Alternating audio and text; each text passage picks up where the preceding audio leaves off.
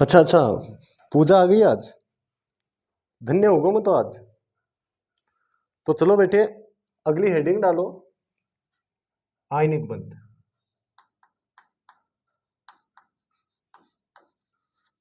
आयनिक बंध। एकदम free mind बैठो, एकदम फ्री माइंड बैठो, क्योंकि डिप्रेशन में दिमाग में सलवटे डालने से कोई चीज ज्यादा दिमाग में नहीं घुसेगी। आप फ्री माइंड बैठो एकदम। कोई चीज नहीं आती आप पूछो, एक बार नहीं, दो बार पूछो, तीन बार पूछो। टॉपिक ऐसे है जिनको बहुत ज्यादा हायर एंड एडवांस लेके चलेंगे, यानी इस टॉपिक के बारे में जितना कुछ हो सकता है ना उतना कुछ आज पढ़ लेंगे। ठीक है, तो आप फ्री माइंड बैठो, जब मैं बोलता हूं वो चीजें नोट करते जाओ। देखो बेटे, आयनिक बंध में होता क्या है, यह बंध हमेशा एक धातु और अधातु के बीच में बनता है। यह बंध हमेशा धातु और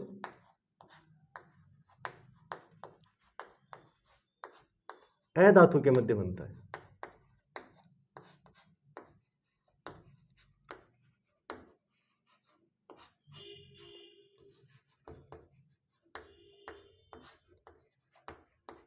धातु और अधातु के बीच में बनता है। अब कैसे बनता है, उससे पहले दिक्कत क्या होगी कि सर हम इतनी धातुएं और इतनी अधातुएं, आवर्त सारणी में तो बहुत सारे एलिमेंट है, तो हम उनमें से धातुओं और अधातुओं को याद कैसे करें। पूरी आवर्त सारणी याद करने की आवश्यकता नहीं है, हम जो कम है क्वांटिटी में उनको याद कर लेते हैं। तो देखो, आवर्त सारणी में 80 से ऊपर तो धातुएं, 80 से अबव है वो तो क्या है, मेटल्स है। तो हम मेन अधातुएं याद कर लेते हैं। ठीक है, देखो यहां लिख लेते हैं, कोई एक्स्ट्रा चीज है तो यहां लिख देता हूं, नोट कर लो आप कहीं ऊपर कॉपी में जो खाली जगह होती है जहां डेट डालते हैं वहां नोट कर लो। देखो, हाइड्रोजन याद रख लो, कार्बन याद रख लो, नाइट्रोजन, ऑक्सीजन, फ्लोरीन, नियोन याद रखने की आवश्यकता है नहीं, हेलोजन और सल्फर। बस, अब हेलोजनों में कौन आ जाएंगे, फ्लोरीन, क्लोरीन, ब्रोमीन और आयोडीन, ये मेन धातु है। अब देखो होता क्या है, हमें क्या चाहिए होगी, इनकी संयोजकता चाहिए होगी। संयोजकता मतलब ये कितने इलेक्ट्रॉन आदान प्रदान कर सकती है। तो अधातुओं की फितरत क्या होती है, अधातुओं की फितरत क्या होती है, यही लिखते हैं। अधातुओं की फितरत होती है, जो अधातु होती है बेटे वो हमेशा इलेक्ट्रॉन ग्रहण करती है। हाँ, वे तत्व है जो इलेक्ट्रॉन ग्रहण करने की प्रवृत्ति दर्शाते हैं, उनको हम क्या कहते हैं, अधातु कहते हैं। जबकि धातुएं क्या होती है, इलेक्ट्रॉन त्यागने की प्रवृत्ति दर्शाती है। अब देखो, किसी भी एलिमेंट द्वारा अगर इलेक्ट्रॉन ग्रहण किया जाता है, किसी भी एलिमेंट द्वारा अगर इलेक्ट्रॉन ग्रहण किया जाता है तो उस पर कौन सा आवेश आता है, ऋण आवेश आ जाता है। कौन सा आवेश उत्पन्न हो जाता है, ऋण आवेश। और अगर कोई भी एलिमेंट इलेक्ट्रॉन डोनेट करता है तो उस पर पॉजिटिव साइन उत्पन्न हो जाता है। ये देखो, हमने पढ़ रखा है परमाणु द्वारा आयन बनाना, पीछे पढ़ा था ना जब केमिस्ट्री की शुरू की, शायद 5वीं या 6वीं क्लास में हमने पढ़ लिया था कि परमाणु के द्वारा आयन बनाना। तो आयन कैसे बनाता है परमाणु, वो पढ़ा था। अधातु इलेक्ट्रॉन ग्रहण करती है, धातु इलेक्ट्रॉन त्यागती है, और चार्ज उतना ही आता है जितने इलेक्ट्रॉन ग्रहण किए गए या त्यागे गए। अगर किसी ने 2 इलेक्ट्रॉन ग्रहण किए, 2 इलेक्ट्रॉन अगर किसी ने ग्रहण किए हैं तो उस पर चार्ज -2 उत्पन्न हो जाएगा। और अगर किसी ने 3 इलेक्ट्रॉन त्यागे हैं तो उस पर चार्ज +3 उत्पन्न हो जाएगा। ये थोड़ा बेसिक कॉन्सेप्ट है, बस केवल याद दिलवा रहा हूं जो चीजें हमने पढ़ रखी है, क्योंकि ये यहाँ काम में आएगी। अब देखो, ये सब की सब अधातु है तो इनका चार्ज वैसे भी नेगेटिव में ही आना है। तो थोड़ा ध्यान रखना है, ये सब इलेक्ट्रॉन ग्रहण करने की कंडीशन में होती है। बस ये सब की सब इलेक्ट्रॉन क्या करेगी, ग्रहण करेगी। अब देखो क्या लिखा है कि धातु और अधातु के मध्य बनता है। ये बन हमेशा धातु और अधातु के बीच में बनता है। पॉइंट नंबर 2 क्या होगा, पहले की पॉइंट लिखते हैं इसके। पॉइंट नंबर 2 ये होगा कि इस दौरान मतलब बंद बनते समय, इस दौरान, या चलो इसको ऐसे लिख ले, यह बंद इलेक्ट्रॉन के पूर्ण स्थानांतरण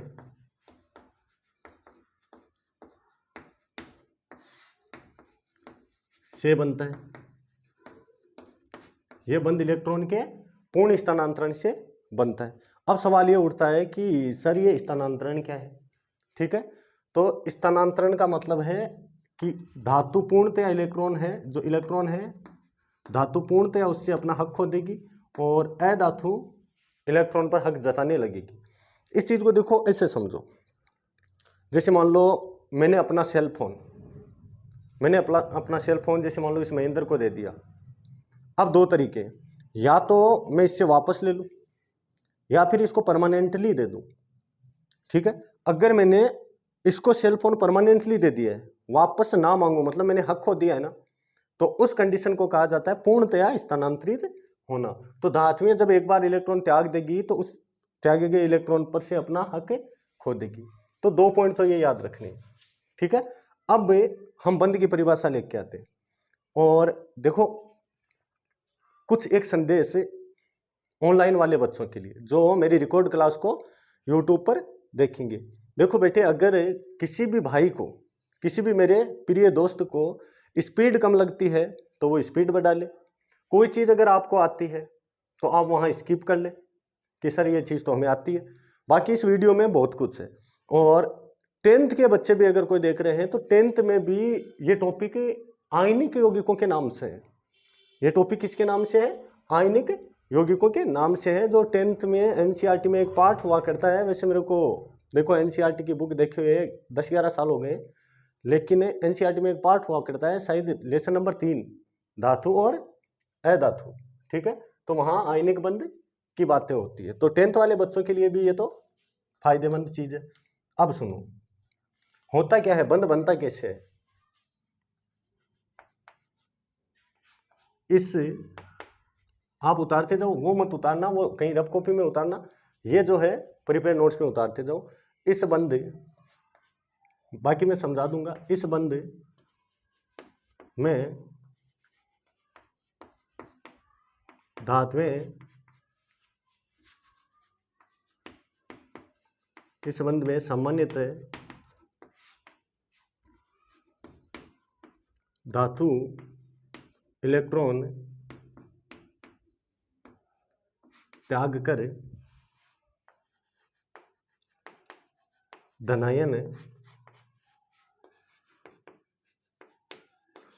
बनाती है, और जो धातु ने इलेक्ट्रॉन डोनेट किया है उसी इलेक्ट्रॉन को कौन ग्रहण कर लेती है? अधातु। तथा त्यागे गए इलेक्ट्रॉन को, देखो ज्यादा तो ये एग्जाम्पल से क्लियर होगा है ना, इलेक्ट्रॉन को अधातु ग्रहण करके ऋणायन बनाती है।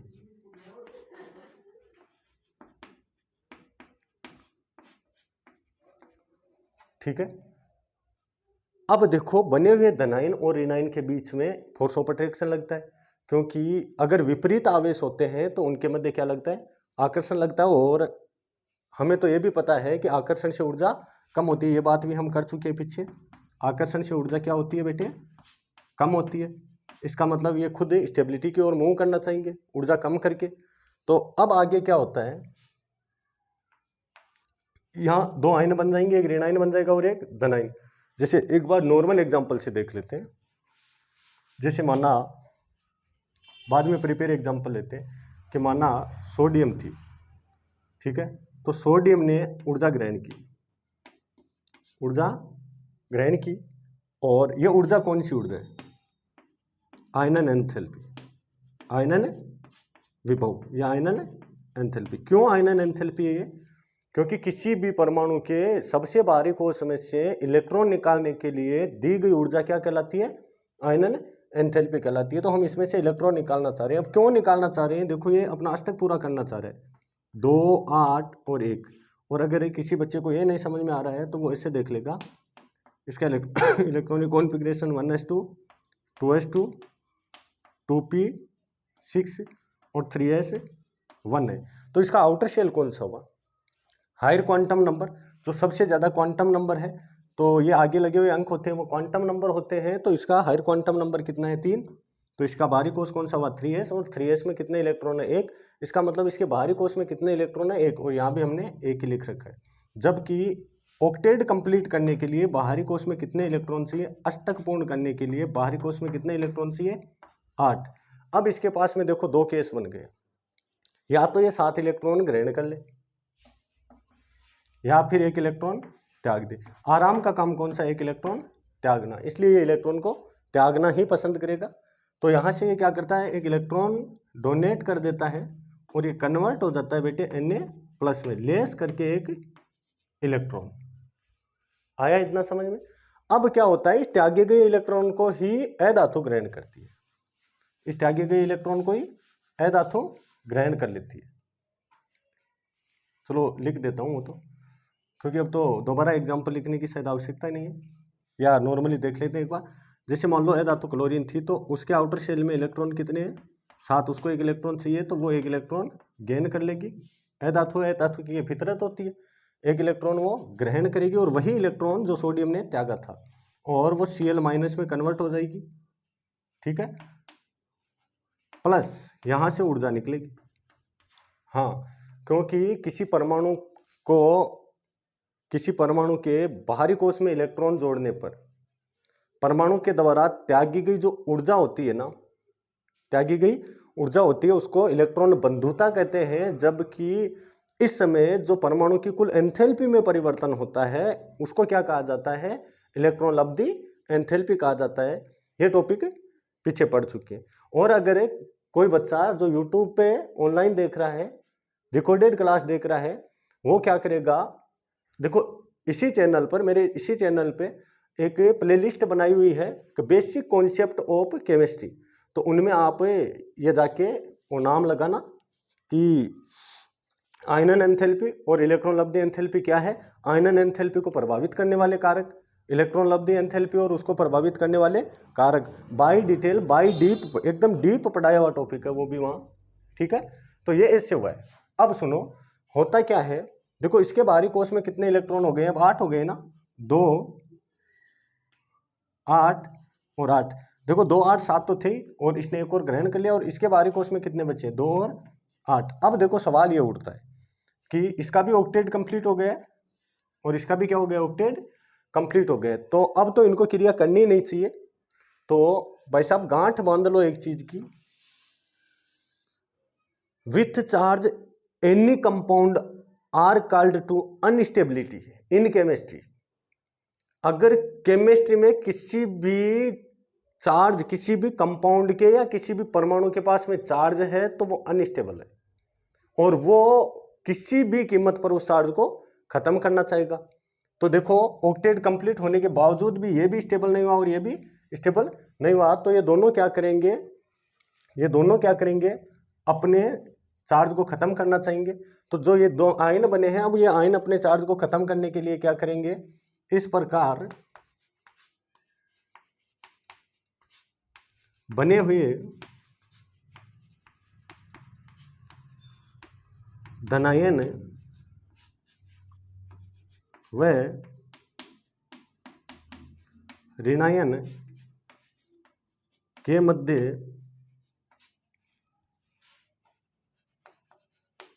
आकर्षण, विपरीत आवेश है ना तो आकर्षण लगेगा, आकर्षण बल लगता है और इस आकर्षण को ही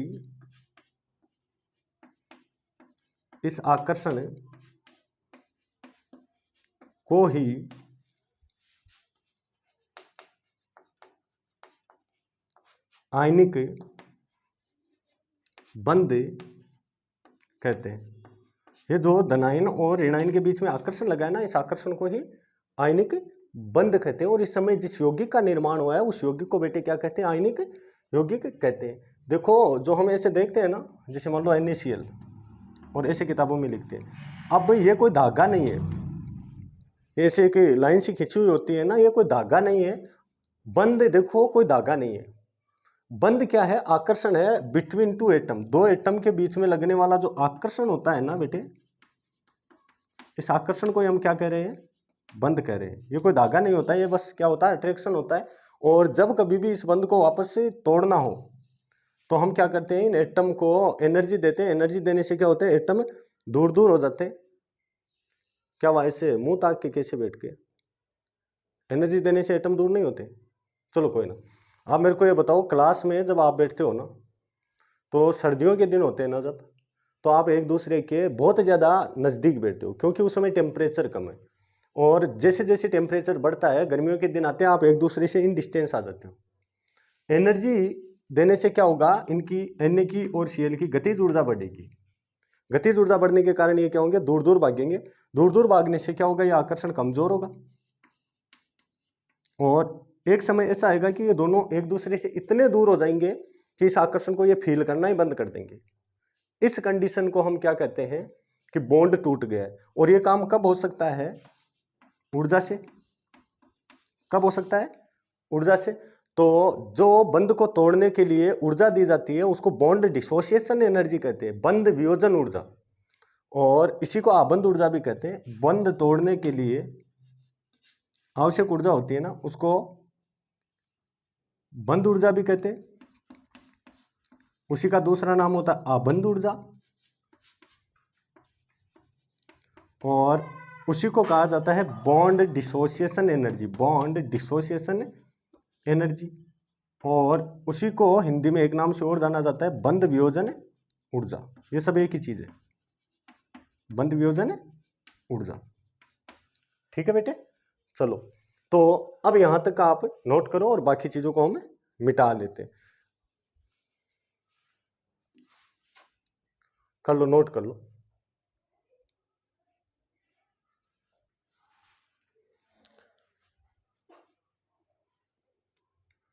तुम नहीं जो इन लबों पे एक शिकायत रह गई।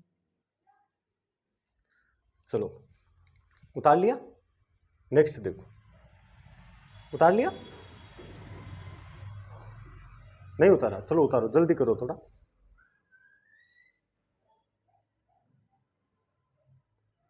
चलो तो अब आगे देखते हैं। थ्योरेटिकल मैटर हो गया है।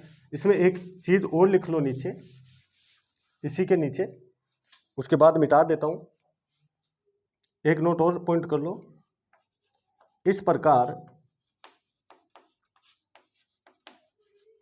बने हुए यौगिक बनेगा ना, यहां से नए यौगिक को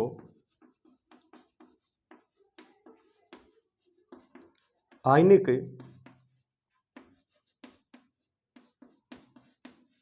यौगिक कहते हैं। हाँ, इस समय जो यौगिक बनेगा ना उसको क्या कहा जाता है? आयनिक यौगिक कहा जाता है। लिख लिया? चलो अब देखो, इनको मिटाते हैं। थ्योरेटिकल चीजें इतनी आसान है, हमें याद रह जाएगी।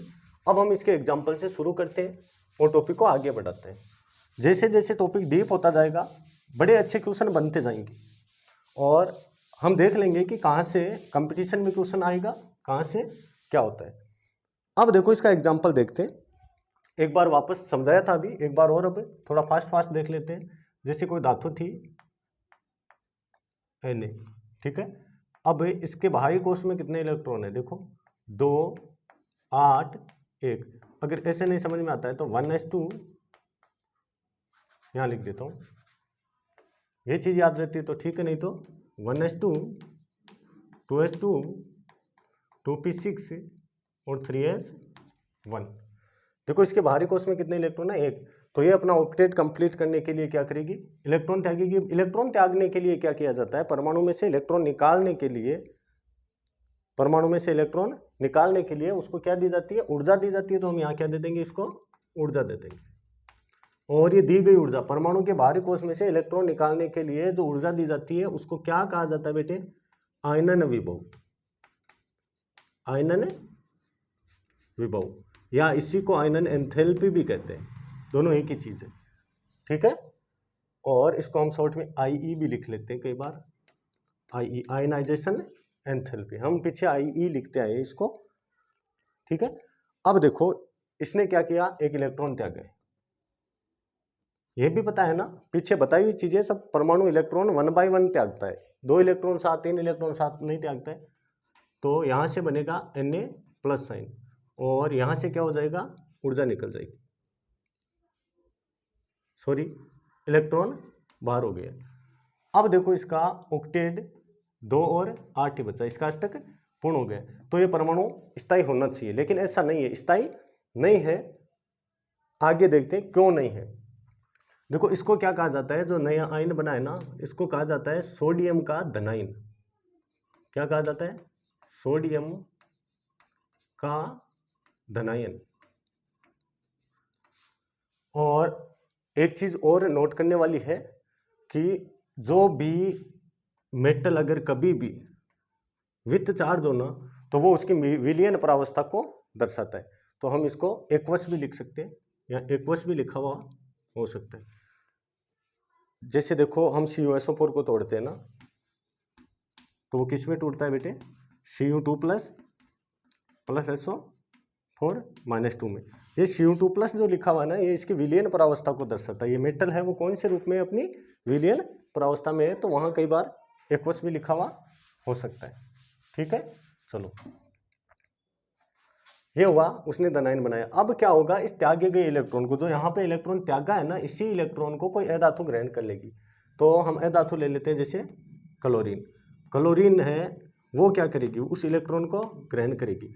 अब देखो जब परमाणु में इलेक्ट्रॉन जोड़ा जाता है, तो परमाणु द्वारा क्या किया जाता है, ऊर्जा त्यागी जाती है। उस ऊर्जा को तो हम क्या कहते हैं, उस ऊर्जा को तो हम क्या कहते हैं, अभी अभी बताया था, उस ऊर्जा को हम क्या कहते हैं, शाबाश, पढ़ लिया बेटा, जना कर दिया न्याल, नाम खराब कर सो थे।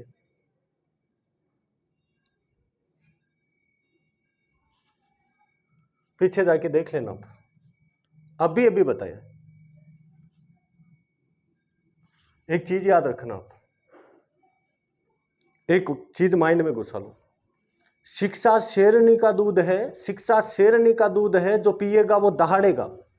शिक्षा शेरनी का दूध है, जो पिएगा वो दहाड़ेगा। आप जितना इसको पियोगे ना, उतनी ही आपकी दहाड़ बढ़ती जाएगी, आपकी झिझक निकलती जाएगी।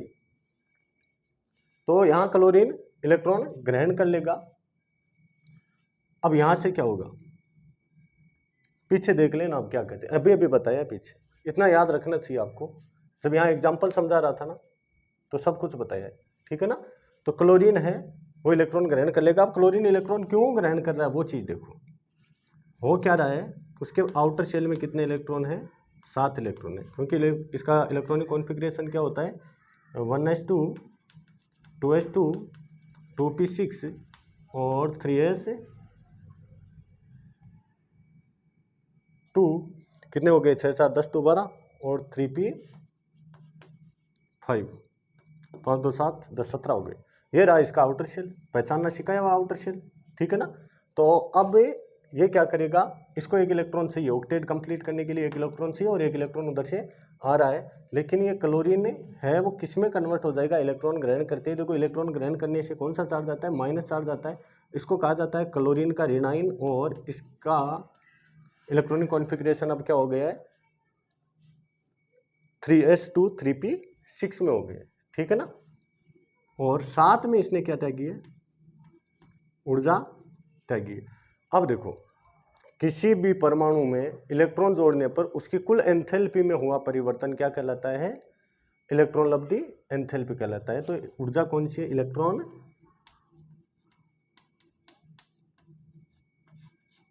लब्धि एंथैल्पी। और परमाणु में अब सुन लो, और परमाणु में इलेक्ट्रॉन जोड़ने पर उसके बाहरी कोश में इलेक्ट्रॉन जोड़ने पर परमाणु द्वारा जो ऊर्जा त्यागी जाती है ना, उस ऊर्जा को इलेक्ट्रॉन बंधुता कहते हैं। इलेक्ट्रॉन बंधुता इसलिए कहते हैं क्योंकि वो इलेक्ट्रॉन जोड़ने के लिए त्यागी गई है ना। और उस समय एंथैल्पी में हुआ परिवर्तन। अब कुछ बच्चे मेरी तरह वो भी तो बैठे ना कि सर ये एंथैल्पी क्या है। तो प्रकृति में उपस्थित किसी भी निकाय की अपनी खुद की कुछ एनर्जी होती है, खुद की कुछ एनर्जी होती है। उस एनर्जी को हम क्या कहते हैं, एंथैल्पी कहते हैं। क्या कहते हैं, एंथैल्पी कहते हैं। ठीक है, ये कहानी हो गई। अब देखो क्या है, ये स्टेबल हो जाना चाहिए, स्टेबल हो जाना चाहिए, लेकिन ऐसा नहीं हुआ है। उसका कारण ये है क्योंकि अगर किसी भी परमाणु पर चार्ज होता है, देखो इस पर पॉजिटिव लगा हुआ और इस पर नेगेटिव है, तो वो विथ चार्ज अनस्टेबल होता है। किसी भी परमाणु पर चार्ज होने पर वो क्या होता है, अनस्टेबल होता है। ठीक है, तो अब क्या होगा, इस बने हुए धनाइन और ऋणाइन के बीच में फोर्स ऑफ अट्रैक्शन लगेगा। तो यहां से Na plus plus Cl minus के मध्य क्या लगेगा, आकर्षण लगेगा। क्या लगेगा, आकर्षण। इनके बीच में क्या लगेगा, आकर्षण। और इस समय क्या होगा, एक नई यौगिक का निर्माण होगा, NaCl का। इस यौगिक को आयनिक यौगिक कहते हैं, आयनिक यौगिक कहते हैं, क्योंकि ये आयनिक बंध से बना है, इसलिए इसका नाम क्या होता है, आयनिक यौगिक होता है। और इसी चीज को हम ऐसे भी लिख सकते हैं कि Na और Cl, इसका मतलब यहां इन दोनों के बीच में क्या लग रहा है, आकर्षण लग रहा है। क्या लग रहा है, आकर्षण लग रहा है। अरे किसी दो आदमियों के बीच में अट्रैक्शन होता है तभी वो पास पास रह सकते हैं, और इस आकर्षण को ही आयनिक बंध कहते हैं, आयनिक बंध। अब पहले तो बताओ, इतना समझ में आ गया, इसमें कोई रॉकेट साइंस नहीं है, बड़ा इजी टॉपिक है। अब सुनो, हमने ये भी तो पढ़ रखा है ना कि जब कोई दो परमाणु पास आके एक यौगिक बनाते हैं या एक अणु बनाते हैं तो उनकी ऊर्जा में कमी होती है। कमी होने का मतलब यहाँ ऊर्जा भी तो निकली होगी ना। तो यहाँ क्या निकली है, ऊर्जा निकली है। क्या निकली है, ऊर्जा निकली है। और इस ऊर्जा को बेटे जालक ऊर्जा कहते हैं। क्या कहते हैं, जालक ऊर्जा कहते हैं। इस ऊर्जा को हम क्या कहते हैं, जालक ऊर्जा कहते हैं। अभी आगे देखेंगे जालक ऊर्जा क्या है, या यहीं पे बता देता हूं। चलो आप एक काम करो, ये ऊपर वाला उतार लो, ये दोनों समीकरण उतार लो, और इस तीसरी को छोड़ दो, इस तीसरी को छोड़ दो। उसके बाद में हम यहाँ जालक ऊर्जा की डेफिनेशन लिखते हैं। वो भी बड़ा इंपॉर्टेंट टॉपिक है, हर एक कॉन्सेप्ट क्लियर करके चलेंगे।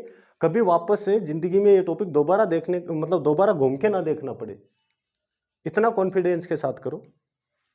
उतारो जल्दी।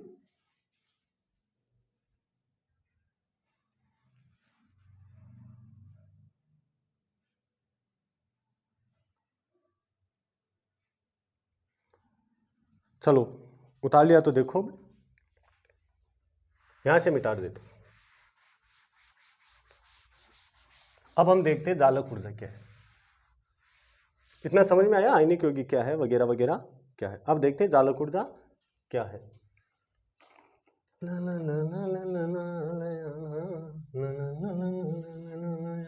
इसको AMBL लगा लो, जालक ऊर्जा को, जालक ऊर्जा बड़ी काम की चीज है, इसको लगा लो AMBL। हाँ, हमारा नोट लगाने का तरीका यही होता है, हम किसी चीज को इंपॉर्टेंट नहीं लिखते हैं। क्या लिखेंगे, AMBL। और बेटे AMBL कब लिखा जाता है, हम AMBL कब लिख रहे हैं, जब टॉपिक बहुत ज्यादा इंपॉर्टेंट हो।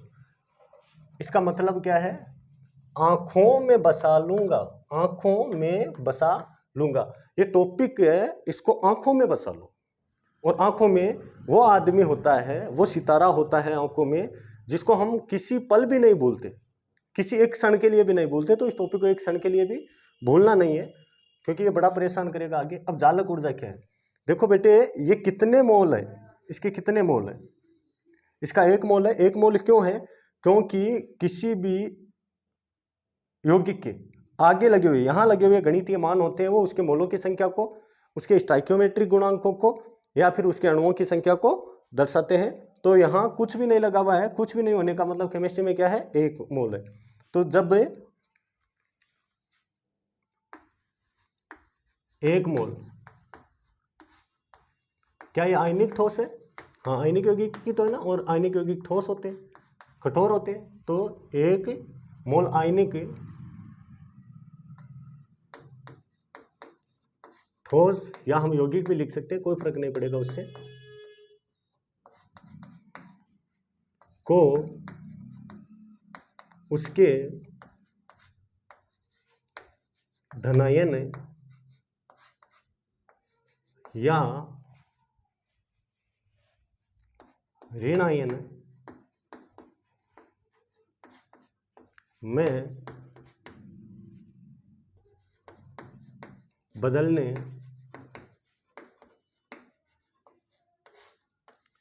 के लिए आवश्यक ऊर्जा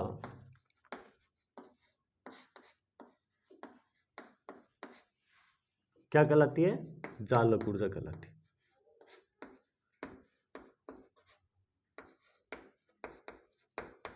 जालक ऊर्जा कहलाती है। और बेटे यही जालक ऊर्जा नहीं होती है, जालक ऊर्जा की एक और डेफिनेशन लिखो, फिर मैं दोनों डेफिनेशन को एक साथ ही समझाता हूं। जालक ऊर्जा को यूं भी डिफाइन किया जा सकता है कि 1 मोल या धनायन में, 1 मोल तो जरूरी नहीं है, धनायन में ऋण आयन को पास लाकर 1 मोल साथ साथ उतार लो, 1 मोल आयनिक ठोस या आयनिक यौगिक, एक ही बात है, बनाने पर त्यागी गई ऊर्जा, त्यागी गई ऊर्जा, यह भी जालक ऊर्जा ही होती है।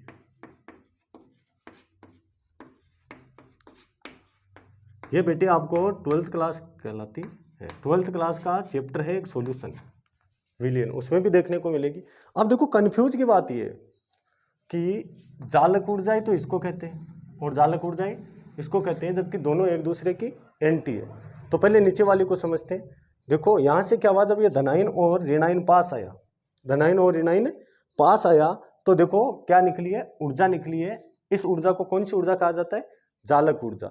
और अगर ऐसा ना होता और हम ऐसे करते कि NaCl हमारे पास में होता है, और अब अगर हम इसको Na प्लस Cl माइनस में बदलना चाहते, ठीक है, तो हमें क्या देनी पड़ती? ऊर्जा देनी पड़ती इसको। क्यों? क्योंकि अभी बताया था ना, बंध कब टूट सकता है? ऊर्जा देने पर। तो इस ऊर्जा को भी हम क्या कहते हैं? जालक ऊर्जा। फर्क है बेटे, जालक ऊर्जा। देखो जालक ऊर्जा में और आयनन एंथैल्पी में फर्क है। आयनन एंथैल्पी में क्या किया जाता है? एक परमाणु में से इलेक्ट्रॉन निकाला जाता है, परमाणु में से।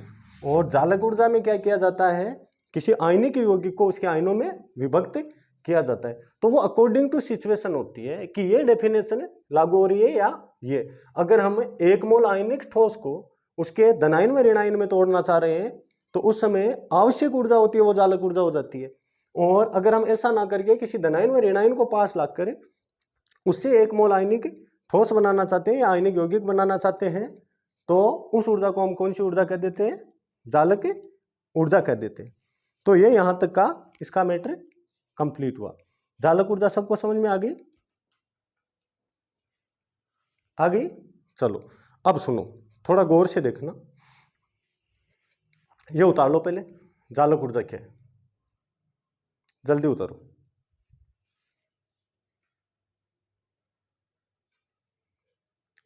चलो तो अब नेक्स्ट देखो।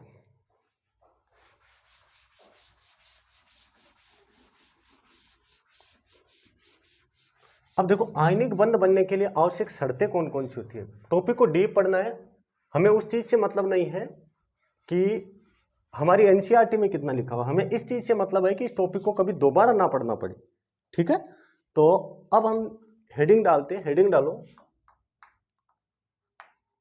आयनिक यौगिक बनने के लिए आवश्यक शर्तें। अब कोई कहेगा सर आयनिक यौगिक बनने के लिए क्यों, आयनिक बंध क्यों नहीं? तो भाई साहब आयनिक यौगिक कहाँ से बनता है? आयनिक बंध से ही तो बनता है ना। तो ऐसे भी लिख सकता हूँ। यार बहुत भोले हो आप। मैं देखो हमेशा शाम को सोता हूँ ना तो ऐसे सोचता हूँ कि यार मैं सुबह उठता हूँ तो भी सोचता हूँ दुनिया का सबसे भोला आदमी रह गए। उसके बाद जब मैं आपके पास क्लास में आता हूँ ना तब ऐसे लगता है नहीं दुनिया में मेरे से भोले लोग भी है। आपको देखकर समझ गए आप? आपको देखकर क्या लगता है कि दुनिया में मेरे से भोले लोग भी। सुनो देखो आयनिक यौगिक बनने के लिए क्या होता है, पहले धनायन और ऋणायन बनना चाहिए। और धनायन क्या करता है, इलेक्ट्रॉन त्यागता है। मतलब धनायन कब बनता है, जब इलेक्ट्रॉन त्यागा जाता है। ठीक है, तो धातु जो है वो इलेक्ट्रॉन त्यागेगी। तो धातु का आकार बड़ा होना चाहिए, क्योंकि परमाणु जितना ज्यादा बड़ा होता है ना, जितना ज्यादा बड़ा होता है उतना ही उसके बाहरी कोश के इलेक्ट्रॉन पर नाभिक का आकर्षण क्या हो जाता है, कम हो जाता है। जैसे देखो ये पढ़ रखा है ना हमने कि यहां कोई इलेक्ट्रॉन है और एक परमाणु ये लेता हूं, यहां भी क्या है, इलेक्ट्रॉन है। अब सुनो, यहां पॉजिटिव चार्ज और यहां नेगेटिव चार्ज, यहां से इस नाभिक द्वारा इस पर आकर्षण बल लगाया जा रहा है। क्या लगाया जा रहा है, आकर्षण बल। इस आकर्षण बल को हम क्या कहते हैं बेटे, प्रभावी नाभिकीय आवेश। प्रभावी नाभिकीय आवेश। और YouTube वाले मेरे लाडले बच्चों, ये चीज अगर आपको डिटेल में समझनी है, आपको तो समझाई हुई है, डिटेल में समझनी है तो फिर आपको फिर मेरे लेक्चर में जाना पड़ेगा एटॉमिक स्ट्रक्चर के में। ठीक है, और यहां भी क्या लग रहा है, आकर्षण लग रहा है। इस आकर्षण को हम क्या कहते हैं, प्रभावी नाभिकीय आवेश। प्रभावी नाभिकीय आवेश। अब सुनो, नाभिक क्या कर रहा है, इलेक्ट्रॉन को खींच रहा है, और हम क्या चाह रहे हैं, इलेक्ट्रॉन परमाणु से बाहर जाए। आ रहा है समझ में? तो देखो इलेक्ट्रॉन नाभिक से जितना ज्यादा दूर होगा ना उतना ही आकर्षण क्या होगा, कमजोर होगा, और जितना आकर्षण कमजोर होगा उतना ही आसानी से इलेक्ट्रॉन बाहर होगा, मतलब कम ऊर्जा में ही काम चल जाएगा। तो भाई साहब पहली चीज तो यही होनी चाहिए कि धातु का आकार, धातु का आकार क्या होना चाहिए, बड़ा होना चाहिए। इसको मिटा देते हैं, धातु का आकार बड़ा होना चाहिए। जितनी बड़ी धातु होगी उतना ही आसानी से इलेक्ट्रॉन त्यागेगी। चलो अब सुनो, धातु का आकार बड़ा होने का मतलब है इलेक्ट्रॉन पर नाभिक का आकर्षण कम है, आकर्षण कम है तो कम ऊर्जा में इलेक्ट्रॉन निकल जाएगा।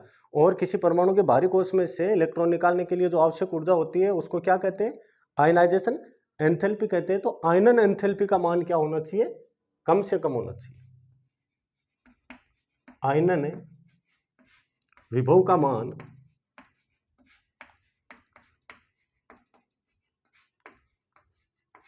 कम से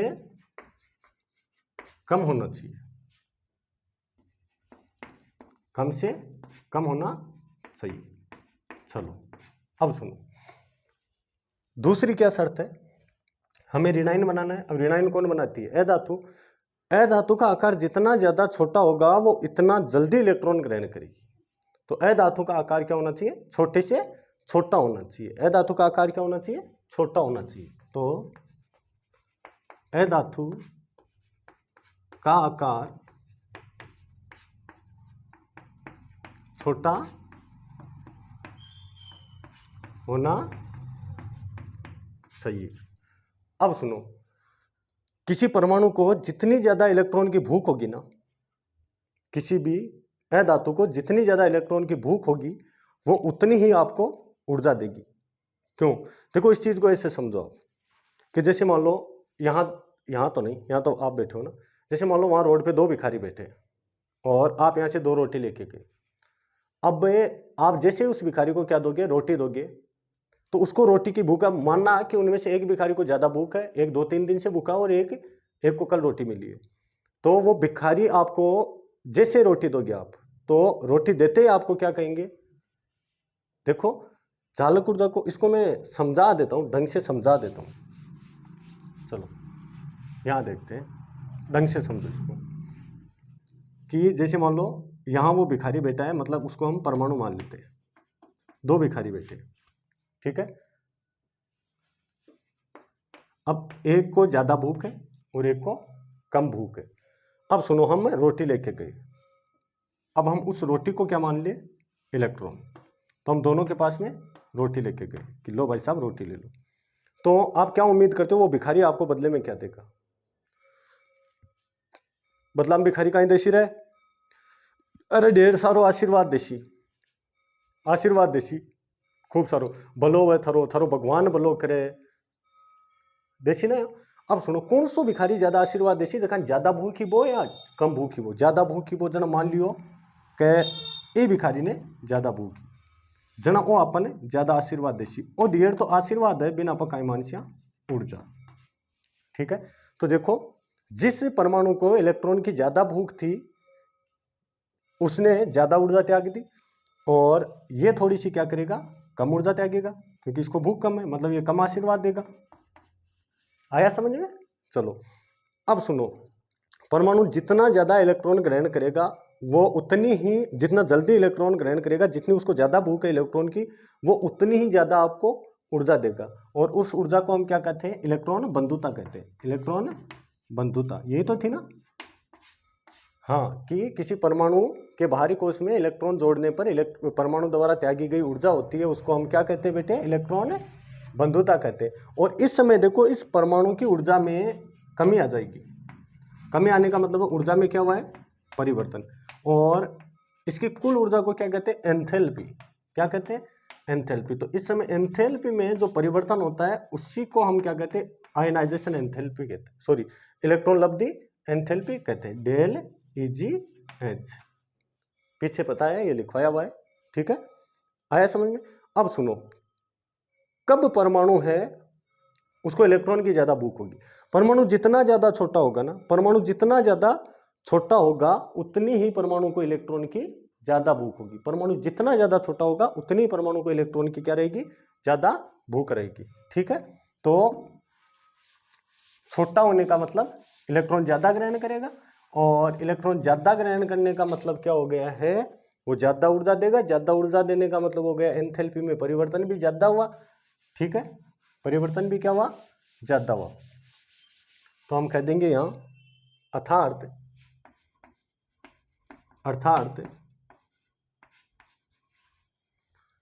अर्थात डेल EGH इलेक्ट्रॉन लब्धि एंथैल्पी का मान उच्च होना चाहिए, ज्यादा ऊर्जा त्याग होना चाहिए, उच्च होना चाहिए। आया समझ में? इलेक्ट्रॉन बंधुता और इलेक्ट्रॉन लब्धि एंथैल्पी में फर्क होता है। वहां त्यागी गई, देखो मैथमेटिकल तो दोनों बराबर ही होती है, वहां त्यागी गई ऊर्जा होती है ना, उसको इलेक्ट्रॉन बंधुता कहते हैं, और उस समय परमाणु की कुल एंथैल्पी में जो परिवर्तन होता है उसको क्या कहते हैं, इलेक्ट्रॉन लब्धि एंथैल्पी। बाकी मैथमेटिकली दोनों बराबर ही होती है। अब सुनो, परमाणु कब स्टेबल हो सकता है, लो एनर्जी में, कम ऊर्जा में। तो अब जैसे धनायन और ऋणायन बने तो वो पास आएंगे, पास आने से उनको ऊर्जा त्यागनी होगी। अब आप सोचो, वो जितनी ज्यादा ऊर्जा त्यागेंगे उतना ज्यादा पास रहेंगे, ठीक है। उतना ही बॉन्ड क्या रहेगा, स्टेबल रहेगा, उतना ही बॉन्ड स्टेबल रहेगा, और उतना ही उनकी जालक ऊर्जा का मान ज्यादा हो जाएगा, क्योंकि ज्यादा त्याग राशि से ना बेटा जालक ऊर्जा भी ज्यादा होती। तो जालक ऊर्जा का मान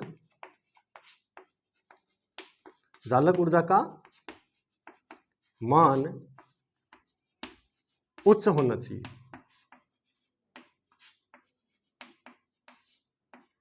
और यहां अगर जालक ऊर्जा का मान उच्च होता है ना, तो बॉन्ड सामर्थ्य बढ़ती है, यानी जिससे बंध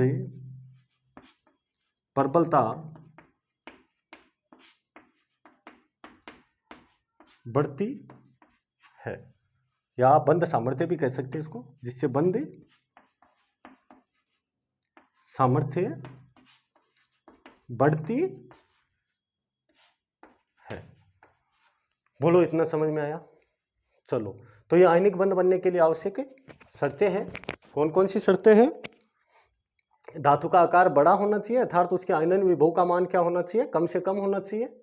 अधातु का आकार छोटा होना चाहिए अर्थात उसकी इलेक्ट्रॉन लब्धि एंथैल्पी का मान उच्च होना चाहिए और जालक ऊर्जा का मान उच्च होना चाहिए, क्योंकि जितनी ज्यादा जालक ऊर्जा होगी आपका आयनिक ठोस है वो उतनी ही स्टेबिलिटी महसूस करेगा, उतना ही स्थायित्व महसूस करेगा। और बंध बनाता क्यों? स्थायित्व के लिए।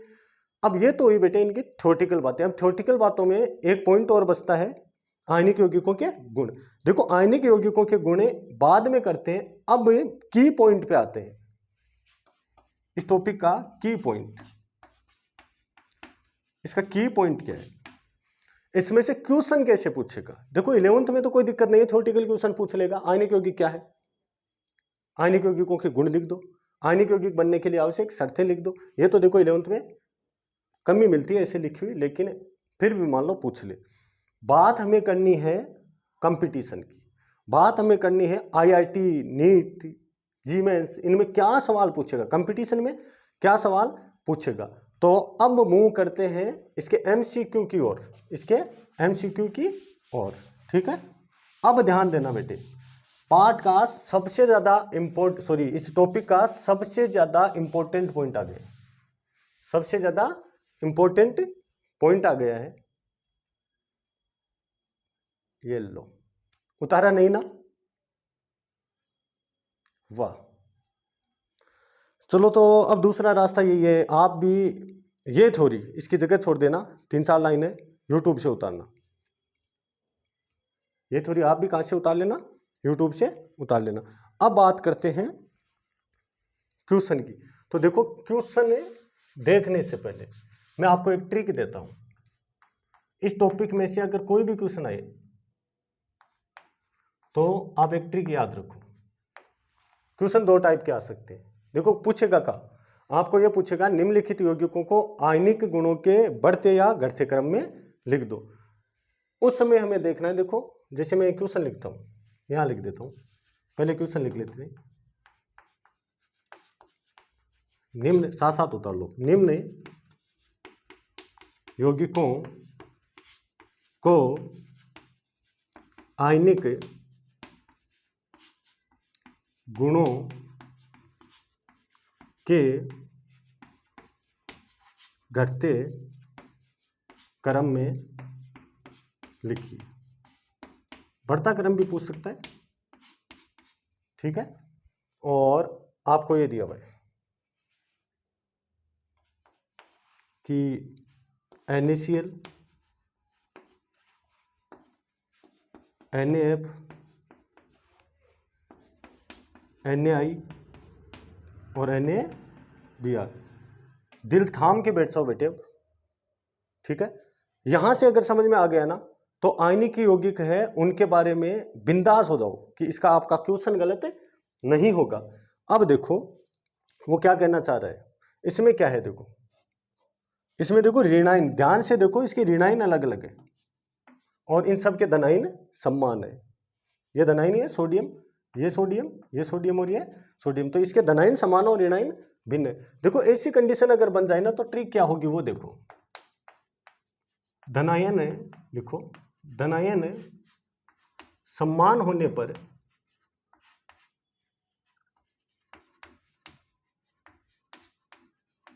अब धनायन समान होने का मतलब क्या है, धातु समान। धनायन समान होने पर, अरे धनायन कौन है, धातु तो है, तो धातु समान होने पर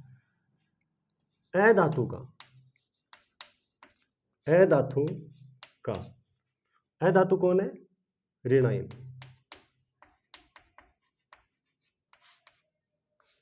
का छोटा आकार देखिए, छोटा आकार देखें। आया समझ में? देखो ऐसा क्यों किया जाता है, क्योंकि धनायन तो समान है, तो सोडियम तो सभी सोडियम एक ही कंडीशन में एक ही एनर्जी पर इलेक्ट्रॉन त्याग देंगे। मतलब इनके लिए, इन सभी यौगिकों के लिए आयनन विभव का मान एक जैसा ही है। अब अगर फर्क उत्पन्न हो सकता है ना तो वो कहाँ हो सकता है, इलेक्ट्रॉन लब्धि एंथैल्पी में। अब ये तो मान लो समान कंडीशन में, ये भी उसी कंडीशन में Na+ बना लेगा, ये भी उसी ऊर्जा पर Na+ बना लेगा, ये भी उसी ऊर्जा पर Na+ बना लेगा। जब हम इनको तोड़ेंगे तो ये भी उसी ऊर्जा पर Na+ बना लेगा। मतलब सोडियम है वो धनायन बना लेगा, तभी तो इसके साथ में जुड़ा है ना। अब सुनो, अब इनमें से जो सबसे पहले इलेक्ट्रॉन ग्रहण करेगा त्यागी गए को, वो सबसे पहले आयनिक यौगिक बनाएगा या नहीं बनाएगा? बिल्कुल बनाएगा ना। हाँ, आयनिक यौगिक था क्या? धनायन और ऋणायन के बीच में आकर्षण लगना चाहिए। तो जितना जल्दी ऋणायन बनेगा उतना ही जल्दी तो धनायन के साथ में क्या लगेगा? आकर्षण लगेगा। तो इनमें जो सबसे छोटा होगा वो सबसे पहले इलेक्ट्रॉन ग्रहण करेगा। इनमें सबसे छोटा होगा ना, हेलोजनों में, वो सबसे पहले इलेक्ट्रॉन ग्रहण करेगा। अब सवाल ये उठता है, सर हम कैसे निकाले कि इनमें सबसे छोटा है? तो हेलोजनों का आकार बेटे, उस जिस दिन देखो आपको ये बोला जाता है ना कि टॉपिक पे ध्यान दो, तब तो आप सौंदर्य दर्शन करने में रहते हो। ठीक है, ध्यान दिया करो टॉपिक में। ये टॉपिक करवाया हुआ है कि हेलोजनों के आकार का क्रम, सबसे छोटा फ्लोरीन, उससे बड़ा क्लोरीन, उससे बड़ा आयोडीन, और उससे बड़ा ब्रोमीन तीसरे नंबर पे, और उससे बड़ा आयोडीन। इनका तो मेरा ये भी बताया हुआ है उसी दिन, पिछली क्लास में बताया था कि इनमें से कौन ठोस अवस्था में होते हैं, कौन द्रव अवस्था में होता है। ये दोनों हेलोजन ठोस अवस्था में, सॉरी गैसीय फॉर्म में होते हैं। ये ब्रोमीन द्रव अवस्था में पाई जाती है और आयोडीन ठोस अवस्था में। अब देखो इनमें सबसे छोटा कौन है? फ्लोरीन है। तो भाई साहब फ्लोरीन सबसे पहले इलेक्ट्रॉन ग्रहण करेगा, तो वो सबसे पहले आयनिक यौगिक बनाएगा, और उसमें सबसे ज्यादा कौन से गुण है? आयनिक गुण है। तो नंबर 1 पे कौन रहेगा हमारा? फ्लोरीन, यानी नंबर 2 पे कौन आएगा? क्लोरीन वाला, ये नंबर 2 पे। नंबर 3 पे कौन आएगा? ब्रोमीन वाला, ये नंबर 3 पे। और नंबर 4 पे कौन आ गया? आयोडीन वाला। ये बात समझ में आ गई क्या? चलो अब सुनो, हमें कौन सा क्रम पूछा है? घटता क्रम। घटते क्रम में क्या किया जाता है? सबसे पहले उस यौगिक को लिखो, घटते क्रम में सबसे पहले उसको लिखो जिसके आयनिक गुण सबसे ज्यादा हो, जिसके आयनिक गुण सबसे ज्यादा हो। तो सबसे ज्यादा किसके हुए? NF के। तो सबसे पहले लिख दिया हमने, आंसर लिख रहे हैं यहां NF। अब इससे कम आयनिक होगा, इससे कम, यानी ये तो ज्यादा होगा, इससे कम कौन होगा? दूसरे नंबर वाला NaCl। और इससे कम कौन होगा? NaBr। और इससे कम कौन सा होगा? NaI। अब अगर इस तरीके से इसको आपने सीख लिया ना, तो कभी आपका ये क्वेश्चन गलत नहीं हो सकता।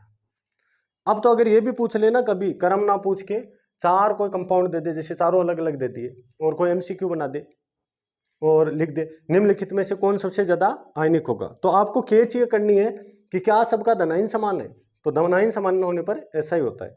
चलो मैं एक और एग्जांपल देता हूं, उसका आंसर आप खुद करो। देखें, ये क्वेश्चन आपके लिए है। मैंने लिखा MgBr2, MgBr2, MgCl2, MgI2 और एक MgF2। देखो सम्मान क्या है इनमें? सम्मान क्या है? धनायन। तो अब ऋणायन का छोटा आकार देखो, ऋणायन का छोटा आकार किसमें? इसमें है। अधातु का छोटा आकार देख लो, तो ये सबसे ज्यादा आयनिक हो गए। ठीक है, सबसे ज्यादा आयनिक हो गए।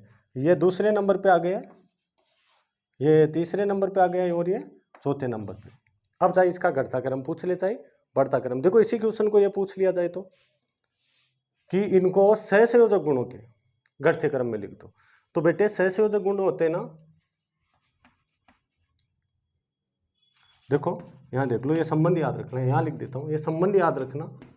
आयनिक गुण अगर बढ़ते हैं तो फिर सहसंयोजक गुण घटते हैं। कौन से गुण घटते हैं? सहसंयोजक गुण। अगर ये इंक्रीज होते हैं आयनिक गुण, यानी एंटी प्रोपोर्शनल होते हैं आयनिक गुणों के, कौन? सहसंयोजक गुण। तो आयनिक गुण बढ़ते हैं तो सहसंयोजक गुणों के मानों में क्या आ जाती है? कमी आ जाती है। अब अगर आपको इसका सहसंयोजक गुणों का मान लो घटता या बढ़ता क्रम पूछे, तो ध्यान रखना है, जो देखो मैं यहां लिख देता हूं, वो क्रम कहां लिखा था? ये रहा। इनमें क्या है देखो, ये NaF है ना, वो सबसे ज्यादा आयनिक है, सबसे अधिक। ये नीचे वाला क्वेश्चन उतार लिया ना, तरीके से लिखते NaF है ना, सबसे अधिक आयनिक है, और ये Na है ना, ये सबसे कम आयनिक है, सबसे कम आयनिक। अब उस संबंध के देखो, उस संबंध को देख के आप माइंड यूज करो कि इनमें से सहसंयोजक गुण ज्यादा किसमें। देखो क्या है, आयनिक गुण अगर बढ़ते हैं तो सहसंयोजक गुण घटते हैं, तो ये सबसे ज्यादा आयनिक है तो ये सबसे कम सहसंयोजक है, सबसे कम सहसंयोजक है ये, ठीक है। और अब इसमें देखो, ये सबसे कम क्या है, आयनिक है, तो आयनिक गुण कम होने का मतलब है सहसंयोजक क्या हो जाएंगे, बढ़ जाएंगे, तो ये सबसे अधिक सहसंयोजक है।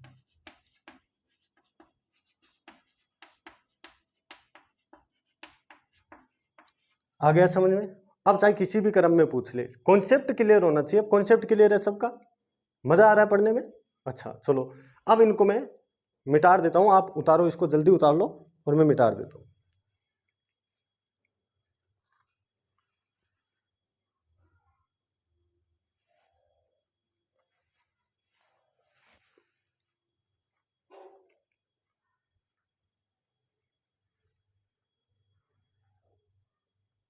चलो अब नेक्स्ट देखो, एक तो ये क्वेश्चन हुआ। अब और क्या कर सकता है, अगर मैंने ये क्वेश्चन लिख दिया तो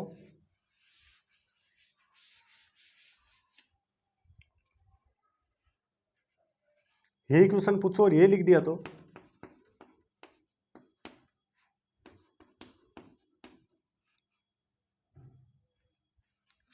ऐसे नहीं, ये लिख दिया तो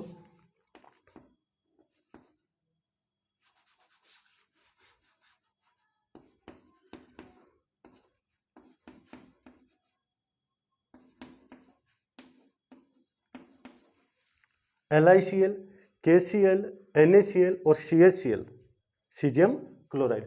अब बेटे दिक्कत हो गई ना, अब देखो क्या है, ऋणायन समान है।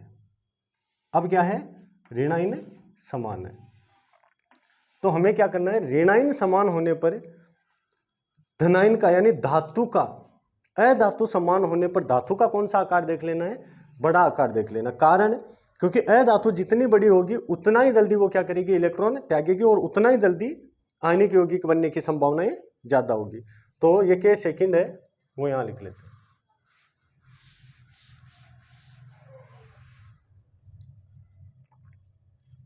अब ये हुआ नंबर 2। इसमें क्या है, ऋणायन समान है, यानी अधातु समान होने पर, अधातु समान होने पर धातु का बड़ा आकार देखें। क्यों, क्योंकि धातु जितनी बड़ी होगी उतनी ही जल्दी इलेक्ट्रॉन त्यागेगी। देखो अधातुएं तो समान है ना, अधातुएं समान है तो वो तो एक ही कंडीशन में इलेक्ट्रॉन ग्रहण करेगी, उनको तो मिलना चाहिए, ठीक है। इलेक्ट्रॉन मिला तो चारों एक साथ इलेक्ट्रॉन ग्रहण करने के लिए तैयार है। अब देखो, जो धातु जितना जल्दी इलेक्ट्रॉन त्याग देगी वो उतना जल्दी धनायन बनाएगी, और जितना जल्दी धनायन बनेगा बेटे उतना ही जल्दी क्या बनेगा, आयनिक यौगिक बनेगा।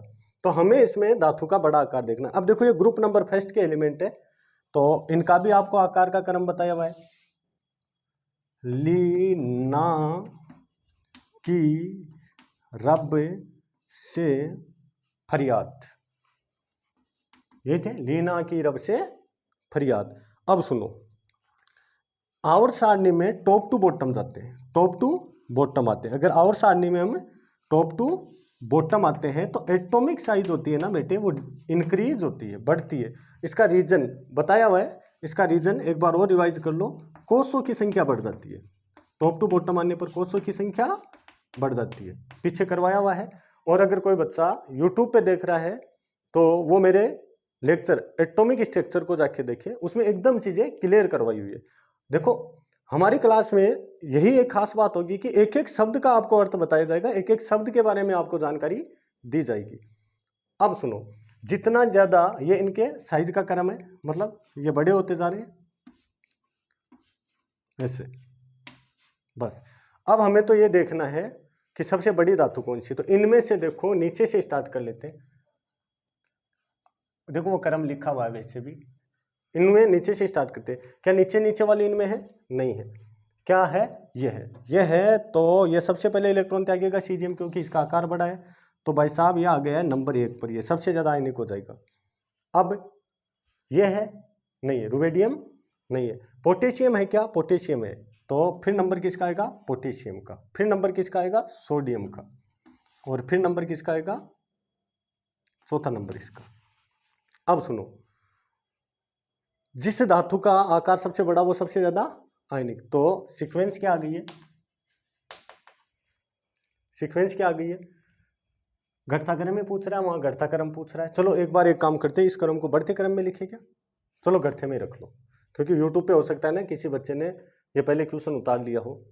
ठीक है, वो आता है आपको बढ़ता क्रम कहाँ होता है और घटता क्रम कौन सा होता है। इधर देखो, सबसे ज्यादा इनमें आयनिक कौन हुआ? CH तो CH क्यों हुआ? क्योंकि उसकी धातु का आकार बड़ा था, इसलिए वो जल्दी क्या करेगी? धनायन बनाएगी। जितना जल्दी धनायन बनेगा उतना ही जल्दी क्या होगा? आयनिक यौगिक बनेगा। ठीक है ना। अब देखो नेक्स्ट, ये सबसे ज्यादा आयनिक। उसके बाद किसका नंबर आएगा? उसके बाद में नंबर आएगा KCl का। एक मिनट, हाँ KCl का। उसके बाद में नंबर किसका आएगा? NaCl का। और उसके बाद में नंबर किसका आएगा? LiCl का। देखो इस क्रम से ज्यादा आपको कुछ नहीं पूछ सकता है, क्योंकि ये तो कभी पूछेगा नहीं कि इसमें कितने आयनिक गुण है। कता तो भी नहीं गुण पतो, कता तो भी नहीं गुण पतो, एक्सपेरिमेंटली पतो चलेगो ना। तो ज्यादा से ज्यादा ये पूछ सकता है आपको। ये टॉपिक क्लियर हुआ क्या? बताओ तो फिर इसमें सबसे ज्यादा आयनिक कौन? ये अधिक आयनिक। तो सबसे कम कौन? ये कम आयनिक। तो सबसे ज्यादा सहसंयोजक कौन? जो कम आयनिक वो सहसंयोजक। तो अधिक सहसंयोजक और ये अधिक आयनिक। अब देखो दो एग्जाम्पल लेके मैंने समझा दिया है। अब मैं आपके कल पर थोड़ा वर्क छोड़ देता हूं, 2-3 क्वेश्चन देता हूं, आप वो कल के ले आना। ये उतार लो, ये उतार लो बेटे। और मनीषा की मच है? मजा मच है के?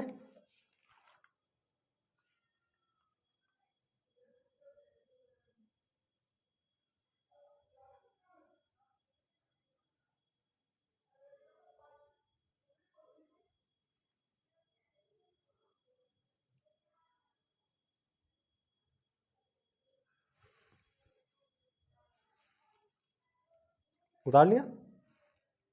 चलो तो देखो, मैं कुछ क्वेश्चन दे देता हूं, आपको क्या करना है? उनको आयनिक के गुणों के बढ़ते क्रम में लिखना है। और ना समझ में आए ना तो फिर यूट्यूब पे जाके वापस इस टॉपिक को शुरू से देखना।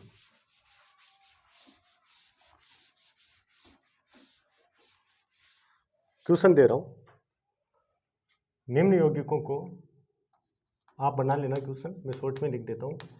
आयनिक गुणों के बढ़ते क्रम में लिखिए। कौन सा क्रम?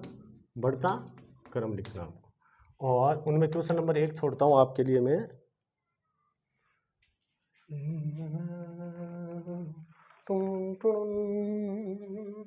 क्वेश्चन नंबर 1 छोड़ देता हूं मैं आपके लिए, MgBr2।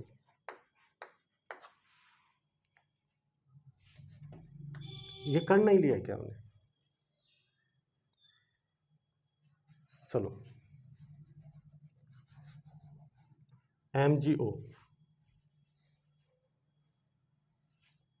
और CaO और BeO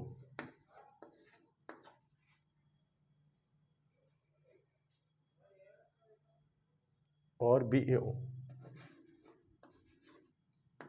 इस क्वेश्चन का आंसर करके ला देखो, हिंट दे देता हूं मैं। ये ग्रुप डबल सेकंड के एलिमेंट है जिनका एटॉमिक साइज बढ़ता हुआ लिख रहा हूँ।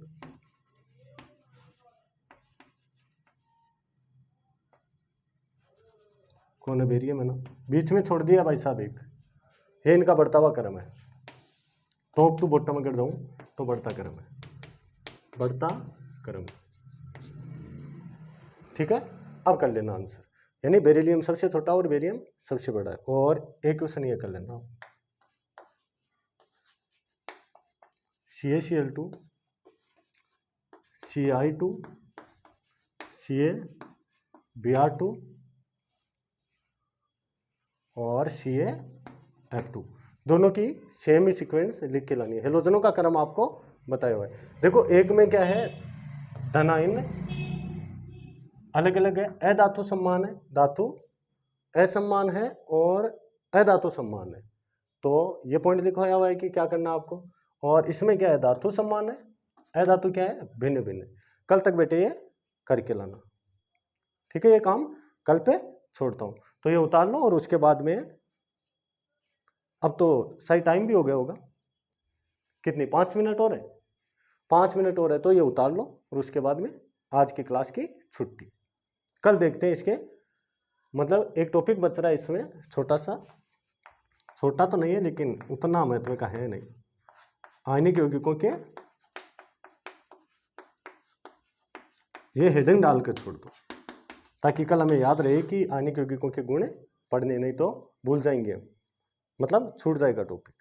ठीक है बेटे, अब घर जाके आज पूरे इस टॉपिक को पढ़ना है, कॉपी में लिखा हुआ ना, पूरे को पढ़ना है, समझना है, नहीं समझ में आए तो यूट्यूब पे देख लेना। ठीक है बेटे, ठीक।